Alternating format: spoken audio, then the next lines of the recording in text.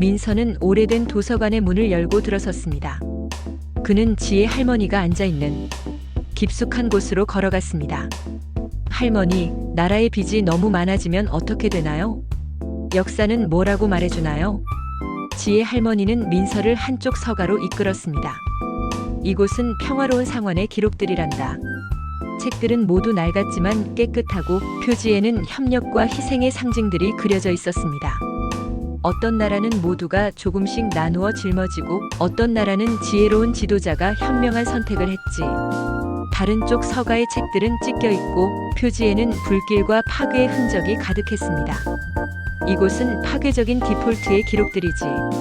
이 책들은 힘이 센 나라가 약한 나라를 억압하거나 서로를 파괴하며 빚을 갚으려 했던 이야기들을 담고 있단다. 결국 모두가 상처 입는 비극으로 끝났지. 민서는 물었습니다. 그렇다면 지금의 세상은요? 우리도 결국 전쟁이나 갈등으로 해결하게 될까요? 도서관의 중앙에는 아직 아무것도 쓰여 있지 않은 새하얀 책들이 쌓여 있었습니다. 이것은 미래의 기록이란다. 아직 아무것도 정해지지 않았지. 과거는 우리에게 무엇을 해야 할지, 그리고 무엇을 하지 말아야 할지를 가르쳐 줄 뿐이야. 평화로운 결말은 저절로 오는 것이 아니란다. 그것은 지혜와 용기, 그리고 모두의 노력이 만들어내는 이야기지. 이제 어떤 이야기를 쓸지는 너와 우리 모두의 몫이란다. 이번에는 국가부채 과잉의 역사적 경험과 현대적 귀결 가능성을 함께 살펴보겠습니다. 과거에는 과잉 부채가 어떻게 마무리되었는가? 평화롭게 상환된 경우가 많았을까? 아니면 파괴적인 디폴트가 더 많았을까? 그렇다면 오늘날 세계 각국의 과다부채는 평화적으로 해결될 수 있을까? 혹시 강대국들이 다시 제국주의적 강압이나 전쟁을 통해 문제를 해결하려 하지 않을까? 역사적 경험부터 차례로 살펴봅니다. 첫째, 에스파냐입니다. 신대륙 은에 의존하던 스페인 왕실은 전쟁 비용 때문에 반복적으로 파산을 선언했습니다. 이는 유럽 금융가들에게 큰 충격을 주었고 왕이라도 채무불이행을 할 수 있다는 사실을 각인시켰습니다.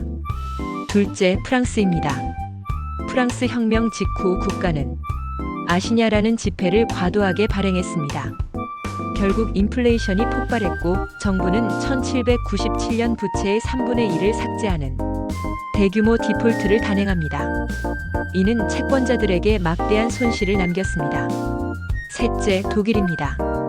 제1차 세계대전 배상금 부담 속에서 독일은 초인플레이션에 빠졌습니다. 화폐의 가치가 붕괴되면서 사실상 국채도 휴지 조각이 되었습니다. 넷째, 그리스입니다.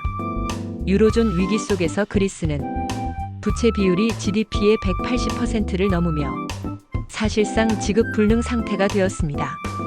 그러나 IMF, EU, ECB가 개입해 채권자와 협상을 조직했고 질서 있는 부채 재조정이 이루어졌습니다. 이제 개별 사례를 넘어 통계적 사실을 보겠습니다. 1820년 이후 약 200년간 전 세계에서 발생한 주권부채 위기 재조정 사례를 보면 사전적, 즉 디폴트 전에 합의한 재조정은 약 38%, 디폴트 후 재조정은 약 62%였습니다. 즉, 무질서한 디폴트가 더 많았습니다. 헤어컷 규모도 차이가 있습니다. 사전적 재조정보다 디폴트 후 재조정이 훨씬 더 파괴적이었습니다. 많은 나라들이 상당 시간을 디폴트 상태로 보냈습니다. 예컨대 그리스는 근대 역사에서 51%, 멕시코는 45%, 스페인은 24% 기간 동안 디폴트 상태였습니다. 완전한 상환만으로 끝난 경우는 오히려 드물었고 재조정과 디폴트가 흔한 방식이었습니다. 그러나 현대는 조금 달라졌습니다. 전후 선진국의 부채 축소는 주로 금융억압, 즉 금리 규제, 의무적 국채 보유, 온건한 인플레이션, 경제 성장의 조합으로 대개 이루어졌습니다. 전쟁 패배국조차 채무를 강제 삭감하기보다 경제를 회복시키면서 실질 부채를 줄였습니다. 집단행동 조항이 발동되어 다수의 채권자가 합의한 조건이 전체 채권자에게 적용되었습니다. 이는 과거와 달리 평화적 해결 메커니즘이 제도화되었음을 보여줍니다. 또한 최근 수십 년간 라틴 아메리카, 아프리카, 아시아 여러 나라에서도 IMF 프로그램과 국제협의체가 개입하여 무력 충돌 대신 협상과 지원으로 문제를 풀어왔습니다. 역사적으로는 채무 집행을 무력으로 강제한 사례도 있었습니다. 19세기 영국, 프랑스 해군이 멕시코, 베네수엘라에 군사 압력을 넣은 적도 있습니다.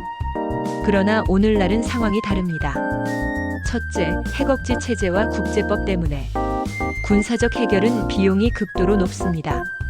둘째, 경제의 상호 의존성으로 인해 한 나라의 채무 위기를 무력으로 해결하는 것은 오히려 자국 금융시장에 더 큰 충격을 줍니다. 셋째, IMF, BIS, G20, 파리클럽, 집단행동조항 같은 제도적 장치가 존재해 합의된 틀 속에서 채무를 재조정하는 것이 훨씬 효율적입니다. 따라서 향후에도 강대국이 전쟁을 택할 가능성은 낮으며 오히려 국제제도와 금융 메커니즘을 활용하는 방향으로 귀결될 것입니다.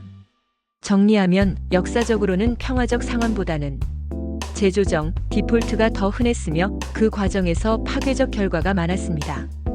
그러나 현대에는 질서 있는 재조정, 금융억압, 온건한 인플레이션, 제도적 협상이라는 새로운 평화적 메커니즘이 자리 잡았습니다. 앞으로도 고부채 상황은 계속되겠지만 강대국이 무력으로 문제를 해결하기보다는 협상과 제도적 장치를 통해 관리할 가능성이 높습니다. 오늘의 교훈은 분명합니다. 채무 위기는 반복되지만 대응 방식은 진화한다는 것입니다. 과거의 비극을 되풀이하지 않기 위해 우리는 국제 협력과 제도적 장치를 더욱 강화해야 합니다. 이상입니다. 감사합니다.